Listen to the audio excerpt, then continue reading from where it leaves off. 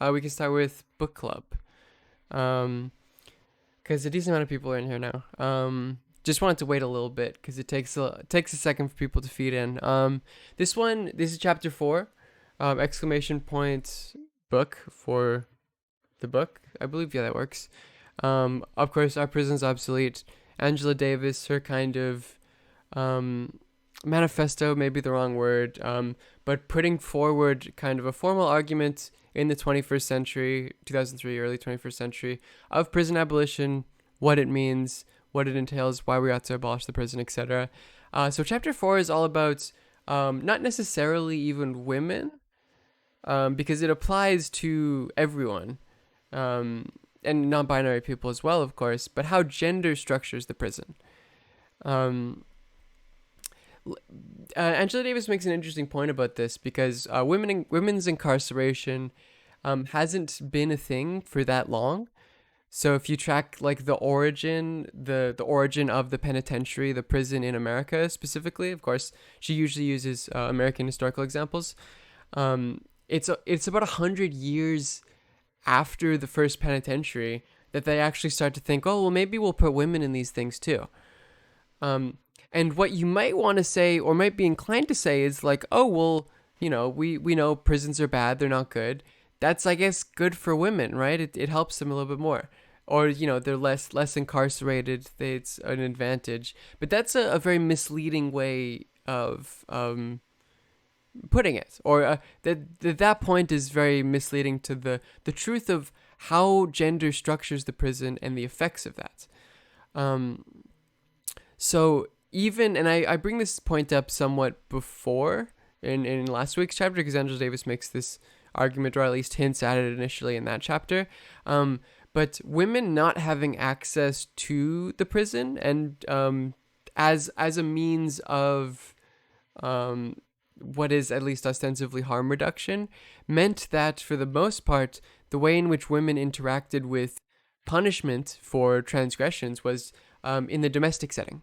So domestic violence, for instance, was the primary mode of dealing with like women criminality, or when women upset or worked outside of the current social political order.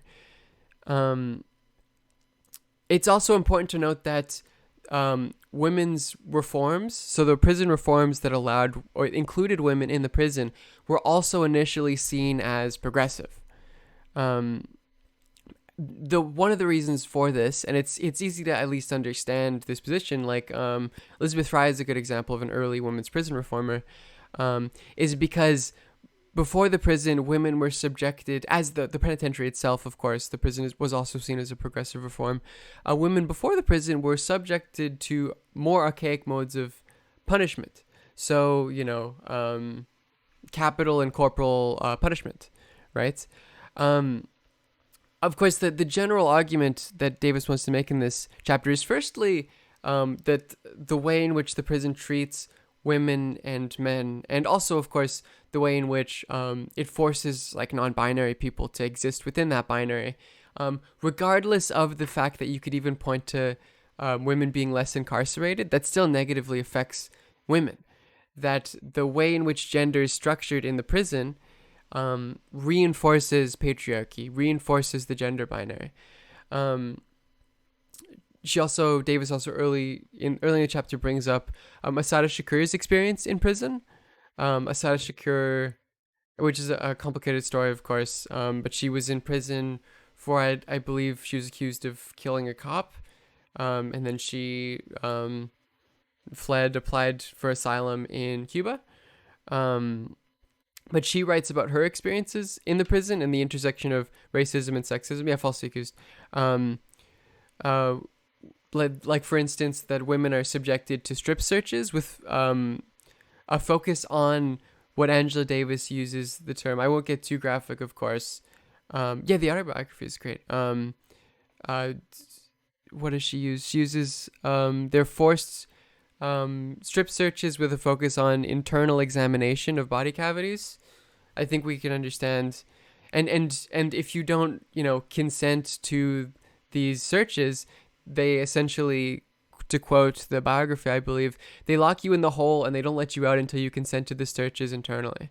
So sexual abuse is another theme, important theme in the chapter. That sexual abuse of women in prisons is normalized, and actually helps structure the prison, not in a formal way. So, for instance, when prison guards sexual assault women prisoners, it isn't like the law of the prison, but it is normalized and allowed, or there isn't much of a there's no meaningful punishment or accountability, let's say, for stopping something like that.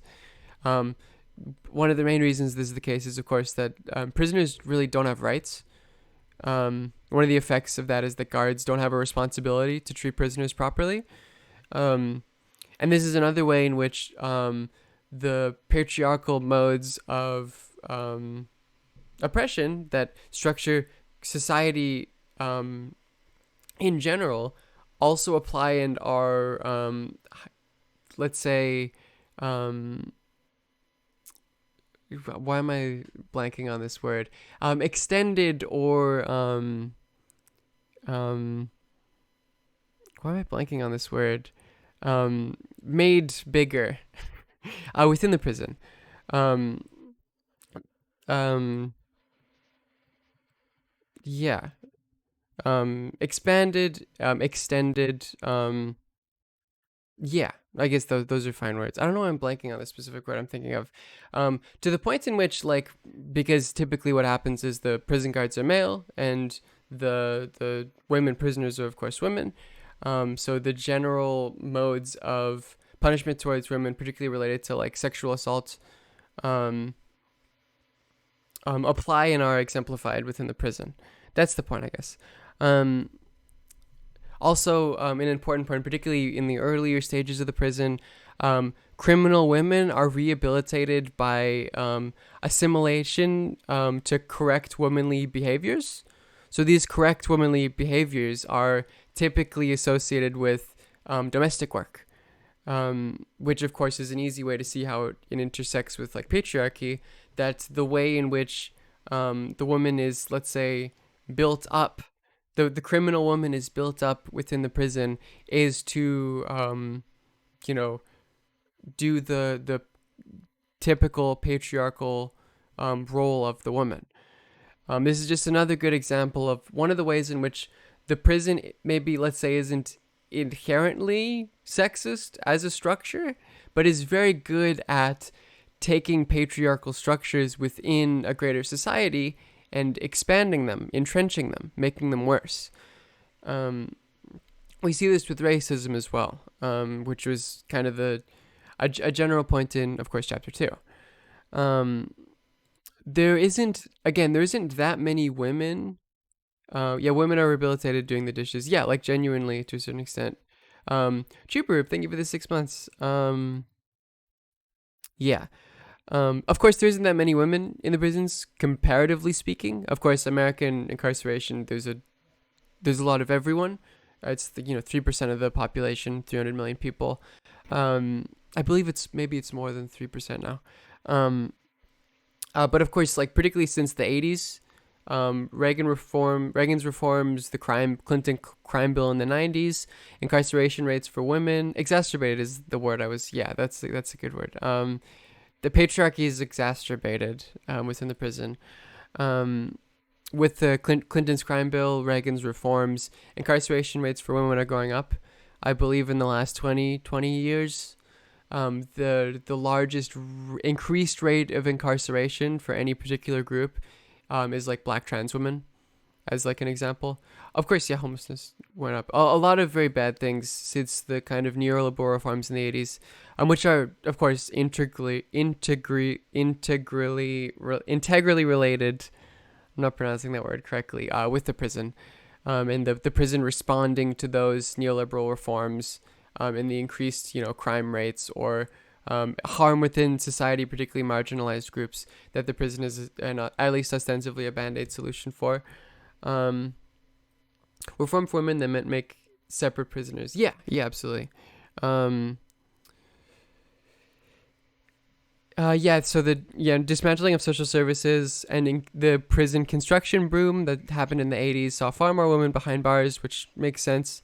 Um, of course, punishment for women in the prison or women prisoners are seen as significantly more like abhorrent or less normal than male prisoners.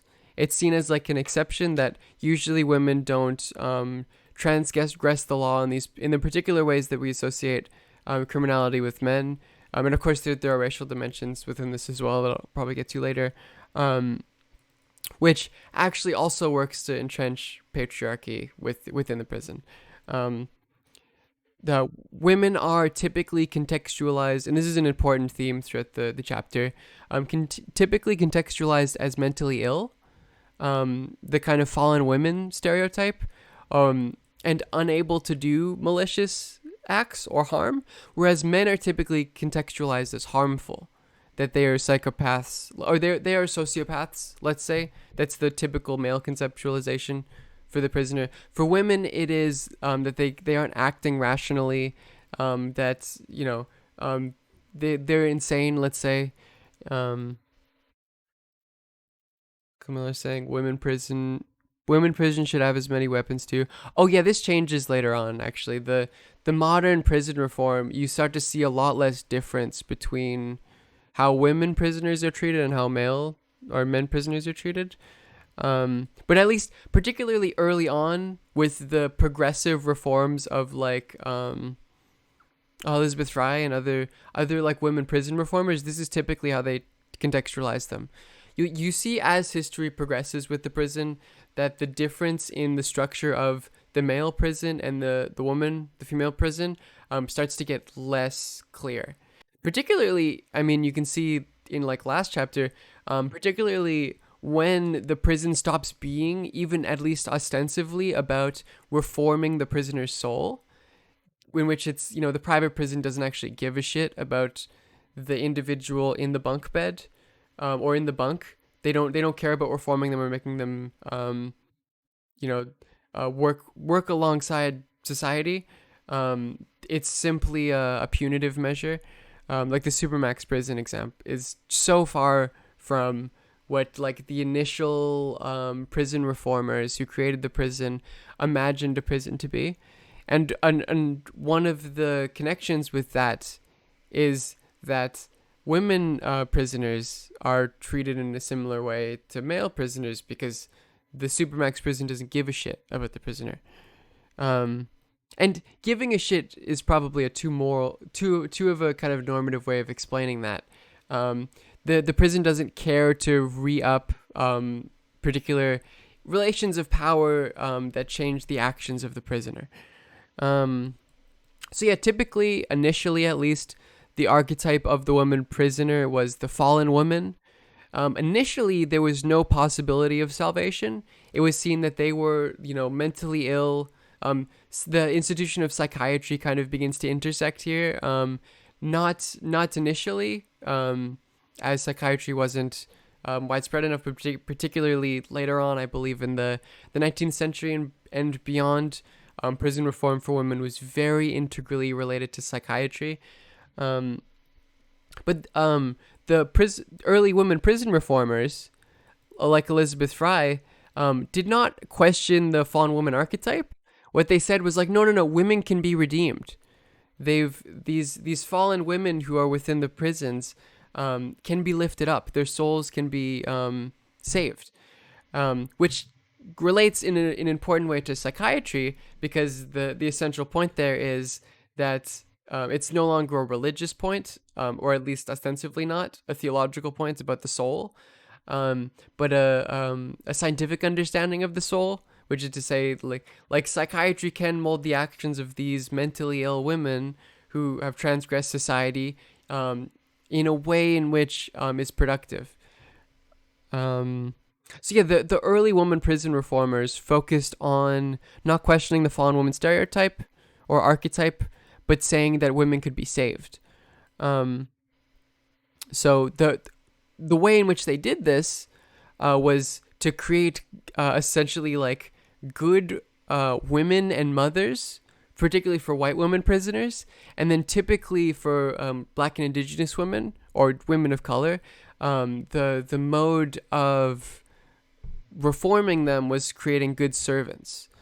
You can see again, this is one of the ways in which both gender intersects with the prison, but also on top of that, race does as well. Um, Women prisons had different regimes of discipline than male prisons, particularly initially. Live as a librarian in alternative reality. I see that. Typically centered around housework and womanly duties. Again, you can see the ways in which patriarchy intersects with the prison here, in molding women into good housewives. Of course, also important to point out, many black and indigenous women in America were segregated from white women in prisons, some of them even sent to male prisons. So this is also a way in which this intersects with white supremacy. And one of the general goals of white supremacy, you can see this in like slavery, for instance, as contextualizing like black women or women of color in general as less feminine than white women.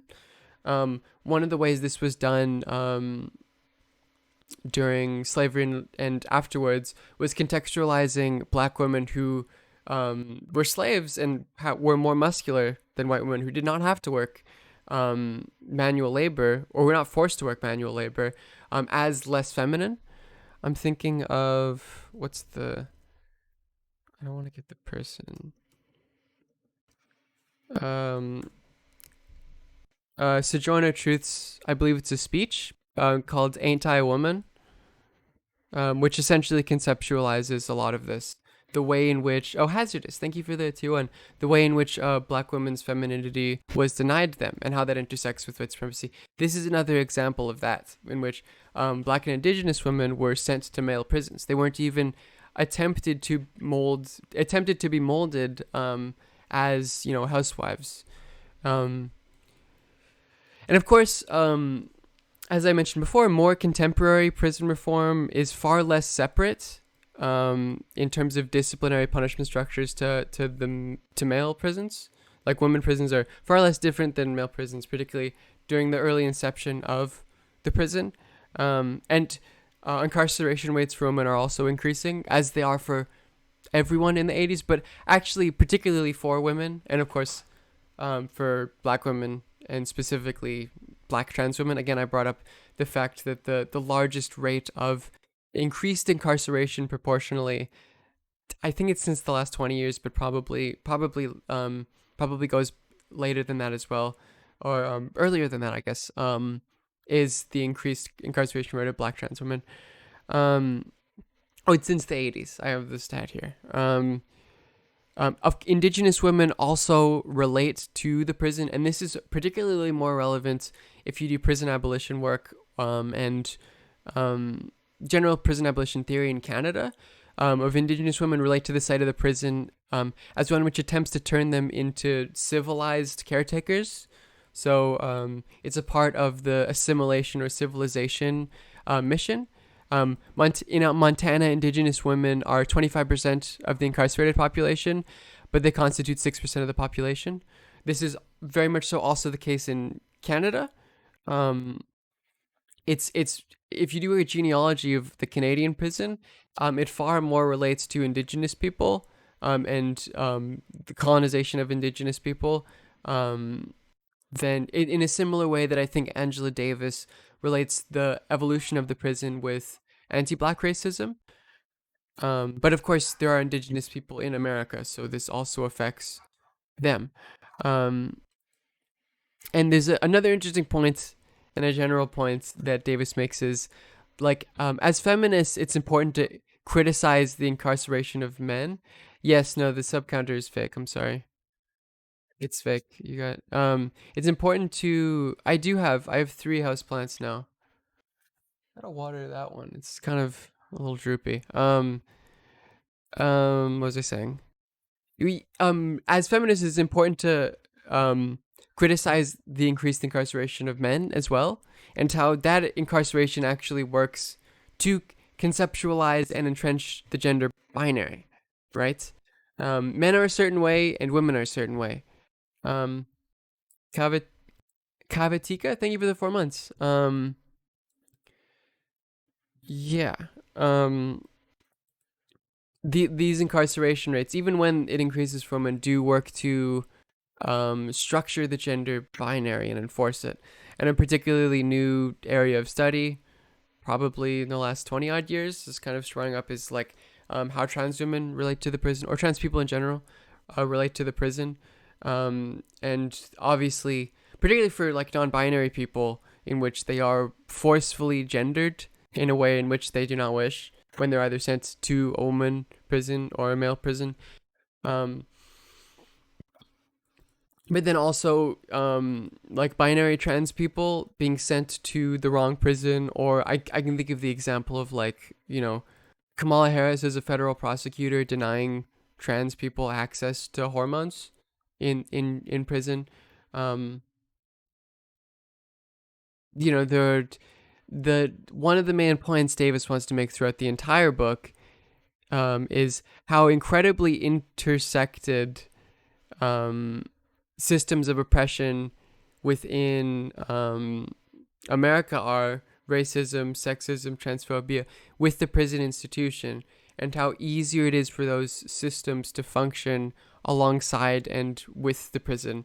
The most jarring example, of course, is anti black racism and the continuation of the system of slavery in the South and the subjugation of black people through the prison after slavery was formally abolished. But that this applies, of course, to every system, and of course, intersectional analysis, etc. Those systems also intersect. Um, yeah. Um, I think she mentions later in the chapter, which kind of just relates to the earlier points, about how a guard on prisoner sexual abuse is very common. It's not officially sanctioned, but it's routine. So here's a quote by Human Rights Watch. Yeah, convict leasing is another example. Yes, of like very, very explicit continuation of slavery, to a point in which Davis brings this up in the chapter, and I believe that's chapter 2. Um, Thank you for your education work. No problem, Hazardous. I hope you learned something. What was I saying? Oh, particularly in relation to convict leasing and like literally plantations that used to be slave plantations being used through convict leasing to do a similar type of forced labor just through the prison system. It's incredibly on the nose the way in which the system of chattel slavery was like re-upped or continued through the prison. Oh, but here's the quote by Human Rights Watch in 1996. Our findings indicate that being a woman prisoner in U.S. state prisons can be a terrifying experience. If you are sexually abused, you cannot escape from your abuser. Grievances or investigatory procedures, where they exist, are often ineffectual, and correctional employees continue to engage in abuse because they believe they will rarely be held accountable, administratively or criminally. Few people outside the prison walls know what is going on or care if they do know. Fewer still do anything to address this problem. So that's, I think, probably a good point, or an accurate or a good summary of the chapter to end it on. Slightly less to talk about here. The chapter is pretty long, but I feel like a lot of the points are recontextualizing or further contextualizing the points that I went over here. And of course, intimately related to the previous chapters. If you would like to continue, of course, all this is on YouTube. It's possible you're watching this on YouTube now. All the previous episodes and the future ones will be uploaded on my YouTube.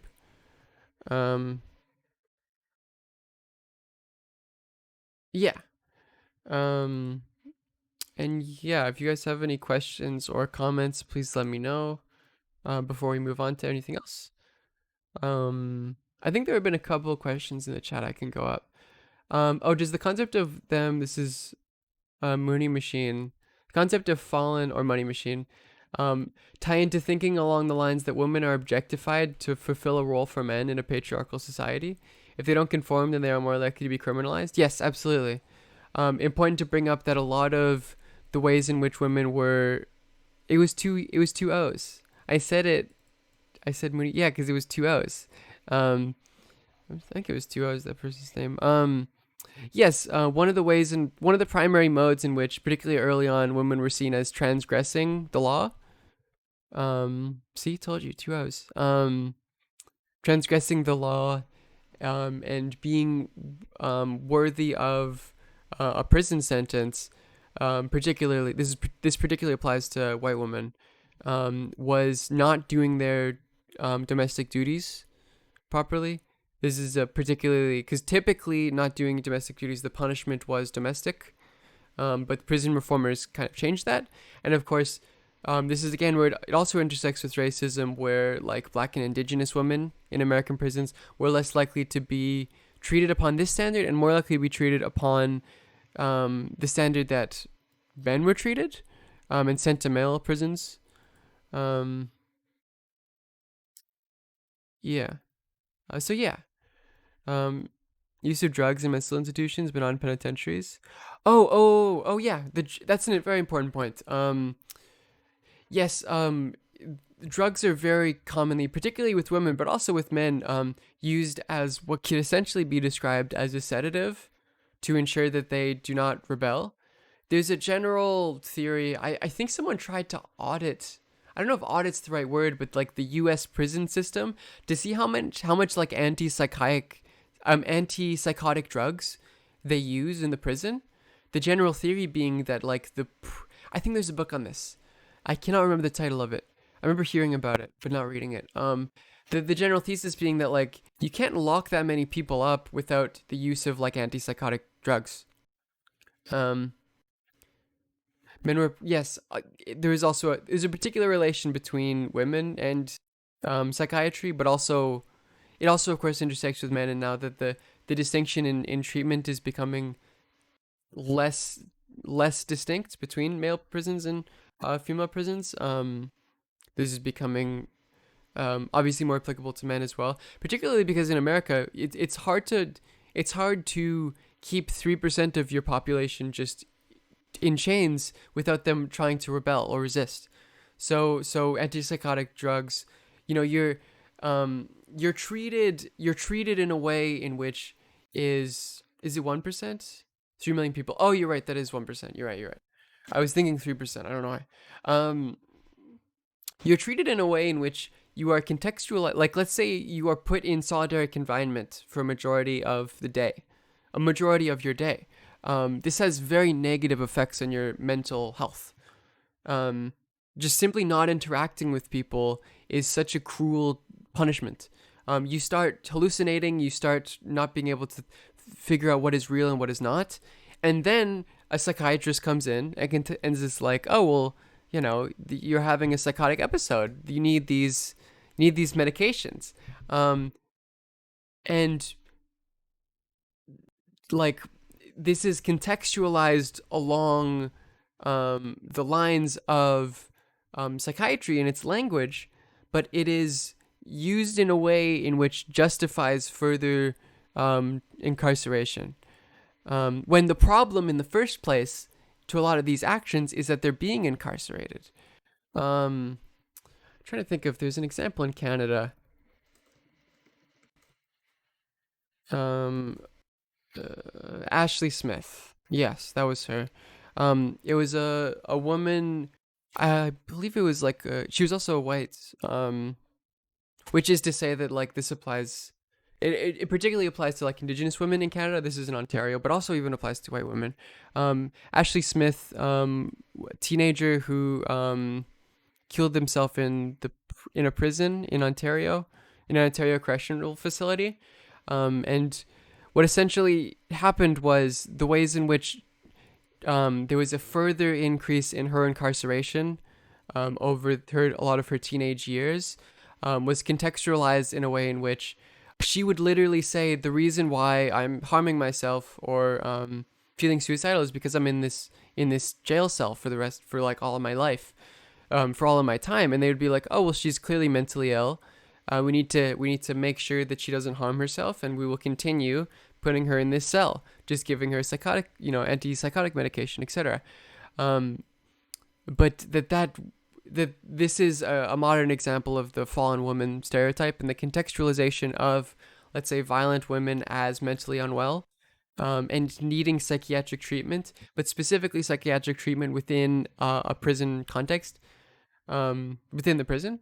It was a massive. I mean, I probably should have. It would have been maybe good to prepare um, more information about her specifically, because it's a very tragic situation, a good example of the ways in which, even in Canada, the prison is structured in a fundamentally immoral way that doesn't actually do the job that it's trying to do. Um, I believe there was a lawsuit by Ashley Smith's family of negligence from the Canadian correctional facility, and I think they won because it was pretty explicit negligence.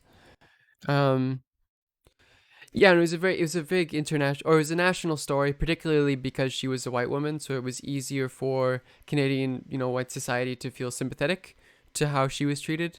Probably wouldn't have been as big a story if she was Indigenous. Um, yeah, that's things. These situations are important to bring up. Um, are people on death row kept in solitary? I believe so. I believe so. Yes. Yeah. Which of course, some people are on death row for 20 years of their life. It's awful. Um, I don't know if it might vary. I'm not sure about America, but I believe in. I'm not sure. Yeah, that's an important um and question to ask. Also, something interestingly, I brought this up before, but Twins of the Death Row. Yeah, I guess. I brought this up before. A scholar I know.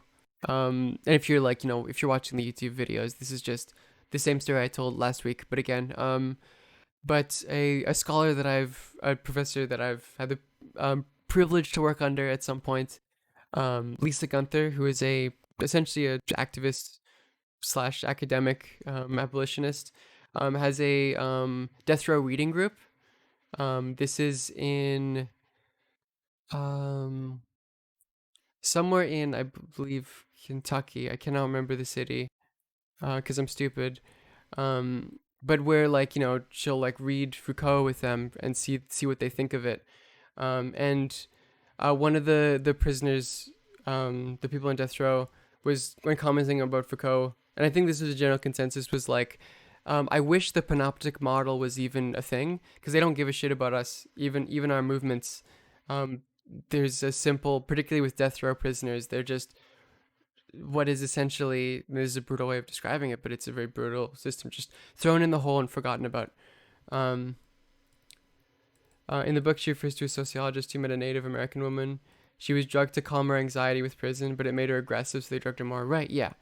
The ways in which psychiatry is contextualized within the prison, particularly with women, is they have what we could probably describe as, let's say, rational reaction to, let's say, solitary confinement or imprisonment in general. And it's contextualized in a way in which it's like, oh, there's an issue with their brain chemistry. They're mentally unwell. We need to give them drugs, which of course obfuscates the elements. And this is even within psychiatry. You could make the rhetorical point that this is a misuse of psychiatry, that the institution of psychiatry is misusing psychiatry. What's it called? But that the thing that is, let's say, rationally or just, of course, causing their mental unwellness is being locked up. And the solution to that is not drugs. It's to change the ways in which harm is dealt with in society, punishment outside of the prison. That's an annoying comment, Rock. I'm going to time you out for 10 minutes. The relation theory of women's psychological development implications of the criminal justice system. Interesting. This is an interesting paper. I think we're good though. I think Ear Hustle is good. Something I find very interesting about Ear Hustle, I've listened to a couple episodes. It's important to bring up, like, there's, every time they do an episode, the warden has to listen to the episode and okay it to be released. You can't even speak to the outside world unless the warden is like,